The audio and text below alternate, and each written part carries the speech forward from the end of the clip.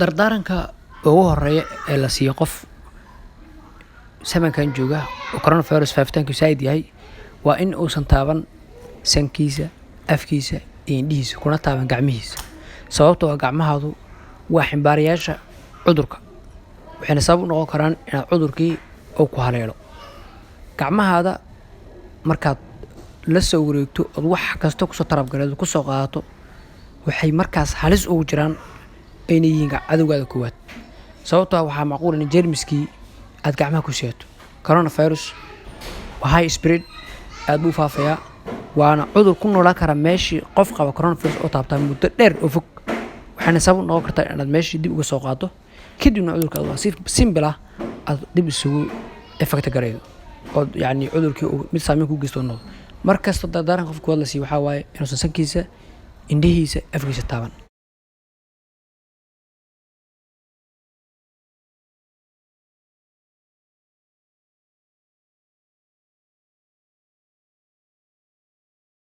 sababtuna wax kala maahan waa in meelahaas ay ka dhow yihiin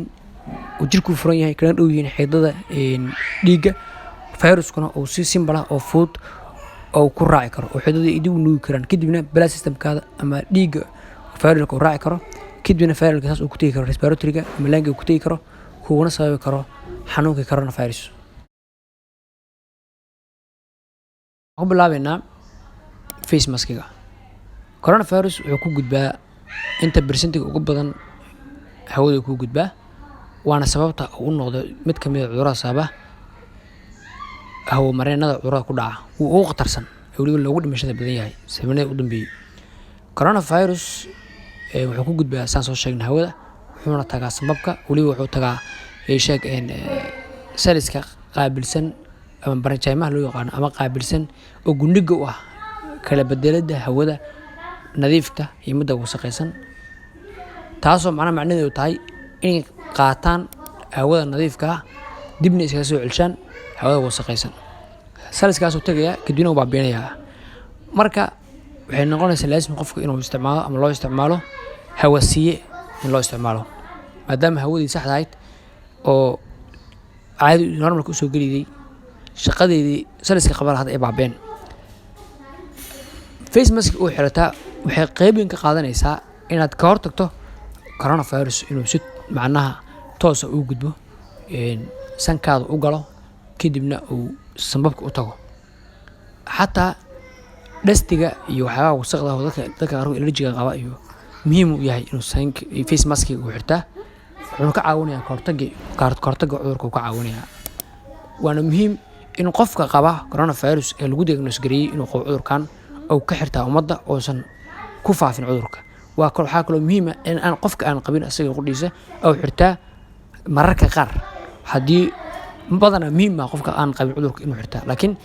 sometimes waa muhiim haddii uu meel public oo tagayo kale suuqoo kale istaaladoo kale oo booqanayo waa muhiim inuu xirtaa waxay ka caawinaysaa taasi inuu ka hortago cudurkan inuu si toos ah u galo sababkiisa insha allahu tacaala waxaa kaloo idana muhiim ah inaad isticmaashaa hand sanitizer ama jeermis-dilayaasha nooc walba yihiin ay ka samaysan yihiin waana muhiim in shayga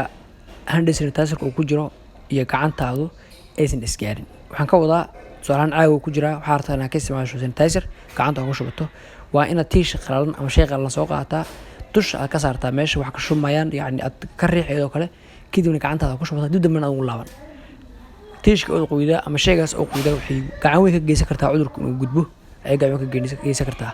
waana sababta loo leeyahay inaad isticmaalin wax qoyan hand sanitizerka aad isticmaasho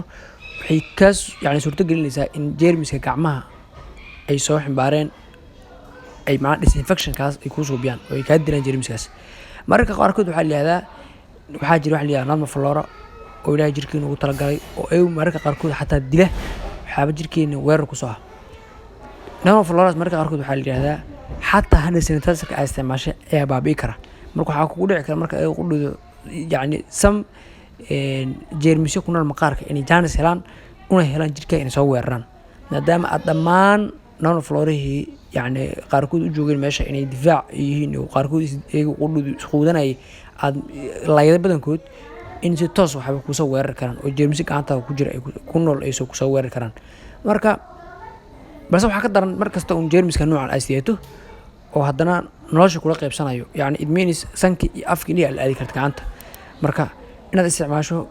hand sanitizer-ka muhiimadaas ay leedahay oo disinfection ayuu kuu soobi karaa. Waa inaad adiga 30 waxaa la sheegaa 40 ilbiriqsi iraan gacantaada dhaqdaa si waxaan ay kaaga daataan oo jeermiska gacanta ku jira aad ku wato haddii viral iyo wax kale yahay aad u isticmaashaa. Sidoo kale isticmaalka gloves-ku wuxuu iyadana gacooyin ka geysan karaa in cudurkii ama coronavirus ama jeermisyo kaleba aad ka hortagto. Laasiyama maalmaha coronavirus aad u badan macnaheedu waxay u noqon karaan gloves-ka ka hortag inaad cudurkii gacmahaada aad ku raadsato soo qaadato. Tusaale gloves-ku wuxuu isugu jiraa medical gloves midka caadiga oo dhaqaatiirtu isticmaalaan, nursing isticmaalaan, waa isticmaali kartaa. Waxaa kaloo isticmaali kartaa maro, waxaa kaloo isticmaali kartaa bacaha mararka qaarkood jiraan gloves ahaan loo diyaarsho. Laakiin taasi kama dhigno in gloves kasoo isticmaashay uu cudurkii macnaha uu kaa ilaalinayo. Sababtoo ah macquul ah adoo gloves gashan inaad meel qof cudurkii qaba oo taabto kale aad taabato. Cudur qof qaba macnaha waxa loola jeedaa qof tusaale sanki taabto kale oo cudurka uu qabay afki taabto kale sigaarshiniisi gacanta ay lahaayeen ama dheecaanadii gacanta ku soo qaatay kadibna yacni meel taabtay. Inkastoo hata ay jiraan dad qaarkood oo meelahaas wadamadaas oo kale si ula kaca cudur ku faafinaya, haddana waa muhiim inaad taxadartaa. Marka kama dhigno in macnaha kaa ilaalinayo taas oo waxaa suubi kartaa adoo gloves xirnad meesha ta taabato aad kadibna adoo gloves gashan gloves u dhiisay gacanta waxaa la aadi kartaa sanka la aadi kartaa. Marka waxaa muhiim ah oo gloves kaa ilaalinaya markasto ama maraha ahaado nooc walba ahaado inaad cudurkii aad soo qaado kadibna uu gacantaada si toos u gaaro.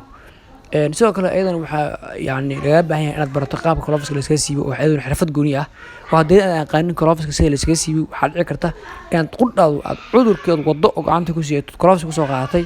inaad dib isugu faafiso oo gacmaha kale gacantaada kale mid aad ku siibayso oo gaaro.